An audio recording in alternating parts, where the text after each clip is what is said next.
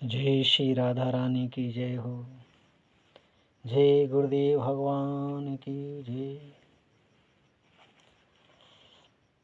आज थोड़ी सी चर्चा कपट के बारे में। पहले प्रभु श्री राम के थोड़े वचन सुन लो, उसके बाद प्रभु श्री राम कह रहे हैं, मोहि कपट छल छिद्र न भावा। क्यों उनको ऐसा कहना पड़ा?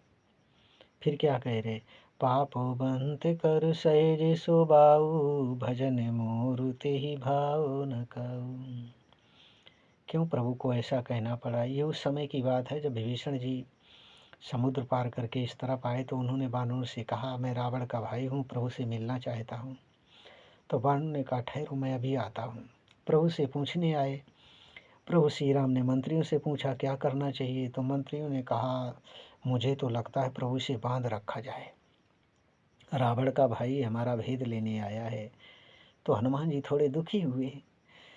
फिर प्रभु ने कहा, पाप बंत कर सहज सुभाऊ, भजन मोरु तेहि भाव न काऊ। निर्मल मन जन सो मोहि पावा, मोहि कपट छल छिद्र न भावा। प्रभु ने कहा, अगर ये पापी होता, पापियों का सहज स्वभाव है, उसे मेरा भजन अच्छा नहीं लगता, और अगर ये कपटी हृदय होता तो मेरे सम्मुख नहीं आ सकता।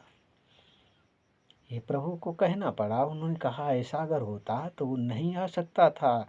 इससे ये सिद्ध होता है कोई निर्मल आत्मा है, इसे ले आओ। तो हनुमान जी खुश हुए, क्योंकि विभीषण ने जो प्रभु श्री राम की महिमा लंका में गाई थी, जो विभीषण के प्रति जो श्रद्धा भाव था, हनुमान जी ने देखा था। और हनुमान जी ने कहा भी था कि आप चिंता मत करें, प्रभु शरणागत वात्सल हैं, आपकी जरूर सुध लेंगे। तो हनुमान जी बहुत खुश हुए, दौड़ कर लेने चले। तो कपट क्या है? कपट है क्या? क्यों प्रभु ने कपट को ही आगे रखा? कपट माने का माने कुकर्म, पा माने पाप, टा माने टिकना। कुकर्म क्या है? जो शास्त्रों में इजाज़त नहीं दी है, उस कर्म को करना ही कुकर्म है। और जब ऐसा कुकर्म होगा तो पाप तैयार है। और जो टिक गया वो सहज स्वभाव है। पापो बंत कर सहज स्वभाव, जिसने ऐसा स्वभाव बना रखा है। और इसकी पहचान क्या है? प्रभु का उसे भजन अच्छा नहीं लगता, ये पहचान है। और कपट प्रभु को पसंद नहीं है। चाहे जितनी आपके पास दौलत हो, चाहे जितने आप गाड़ी वाले हों, चाहे जितने आप बंगला वाले हों, चाहे जितने आप मील वाले हों, चाहे जितने आप सुंदर दिखते हों, चाहे जितना आप लोगों को मूर्ख बनाते हों, चाहे कुछ भी करते हों, कतई प्रभु को पसंद नहीं। उनको कपट अच्छा ही नहीं लगता। ऐसे इंसान की बड़ी दुर्गत होती है, उसे घोर नरक में जाना पड़ता है। जो शास्त्रों के विपरीत कर्म करता है, हजारों लाखों वर्ष तक उसे उस नरक में रहना पड़ता है। बहुत से मूर्ख कह देते, अरे नरक कहाँ है, किसने देखा है?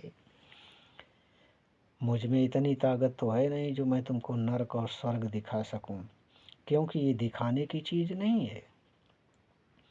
अगर दिखाने की होती तो एक साधना कर लेता, सबको दिखा देता। साधना करने की ज़रूरत ही क्या पड़ती, सत्कर्म करने की ज़रूरत ही क्या पड़ती। एक कर लेता, सबको खोल खोल दिखा देता, ऐसा स्वर्ग होता है, ऐसा नरक होता है, ऐसा कपट होता है। नहीं, इसके लिए साधना करनी पड़ेगी। अगर नरक की तैयारी कर रहे हो तो चिंता मत करो, यहीं से दृश्य दिखाना शुरू हो जाएगा। अगर कपट कर रहे हो, और कपट क्या है अब शायद जान गए होगे। वो मनुष्य बहुत भाग्यशाली हैं, बहुत किस्मत वाले हैं जिन्होंने कपट को त्याग दिया है। उनको मैं हृदय से प्रणाम करता हूँ और बार बार वंदन करता हूँ, और कपटियों को भी प्रणाम करता हूँ। प्रभु इनको सद्बुद्धि दे और सद्मार्ग पर लाकर खड़ा करे दे, जिससे प्रभु स्वीकार करें। अरे अपने मर्जी से कुछ नहीं होता, मूर्ख मत बनो। बहुत से कहते हैं मैंने ये कर लिया, ये कर लिया, कुछ नहीं कर लिया। जो वो करता है वही होता है, उसके विपरीत कुछ नहीं होता है। अपनी चेष्टाएं सिर्फ स्वतंत्र हैं, उसमें स्वतंत्र है जीव।